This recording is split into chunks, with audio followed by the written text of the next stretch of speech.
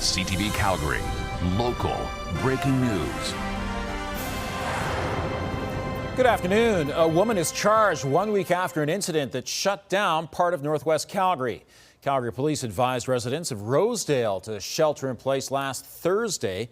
CTV News has identified Elphys Vukai as the man who is wanted on a Canada-wide warrant. Police say he fired shots into a Rosedale home, unsuccessfully trying to break in. The investigation shows he and the woman charged, 32-year-old Monica Gonzalez, then broke into a nearby residence. The tactical team arrived and Vukai fired at officers. After a standoff with police, he was found dead from a self-inflicted gunshot wound. Police have charged Gonzalez with break and enter. Police are asking for help from the public to identify a suspect in an arson. Just before midnight on July 25th, firefighters responded to a 2017 Dodge Ram truck on fire at 68th Street and 51st Avenue Southeast. Arson investigators say an accelerant was used to set the truck on fire. The suspect is described as about 40 to 60 years old, clean-shaven with a medium build. He wore a blue jacket, a dark-colored shirt, and a black and white checkerboard baseball cap. Wildfire smoke means an air quality warning remains in effect for Calgary. The air quality index has been between 4 and 6 this morning, which is considered moderate risk. Environment Canada says for the general population, that means no need to reduce outdoor activities unless you start coughing or have an irritated throat. Strenuous activities should be avoided for high-risk people, including those who are pregnant or have heart or lung conditions. A growing wildfire has closed the Coquihalla Highway in BC.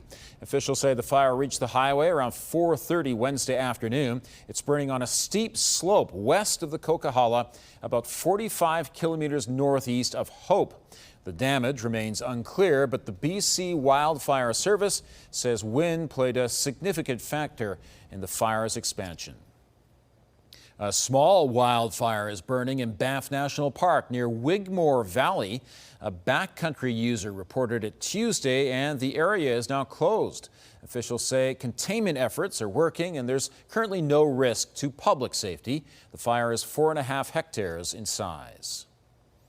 The province's efforts to ban certain books from school libraries has led to a surge in sales for bookstores.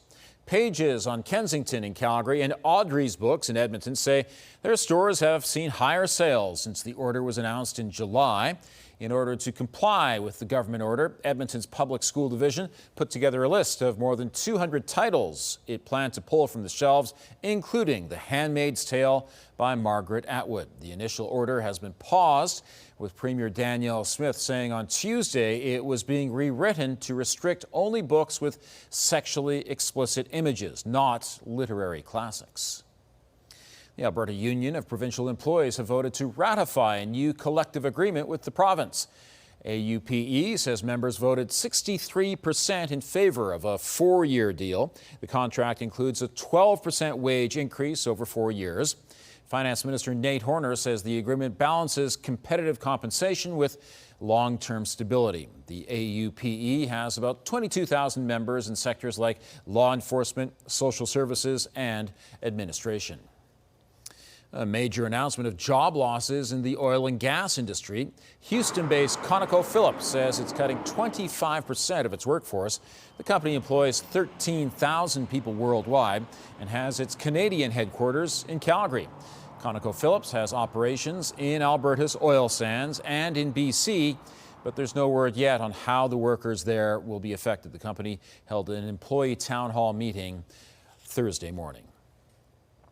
A new report says artificial intelligence, the rise of gig work, and rapid population growth have all affected job prospects for young workers.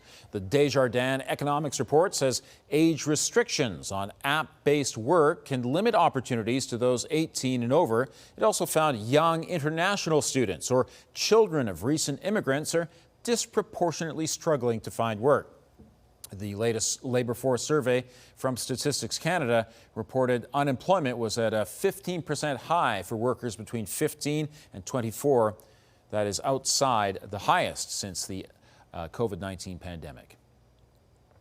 90 more residents will be calling downtown home as part of a recently completed conversion project. The KJM building on 4th Avenue at 7th Street Southwest is now known as The Loft. The project converted 55,000 square feet of vacant space into 15 modern homes.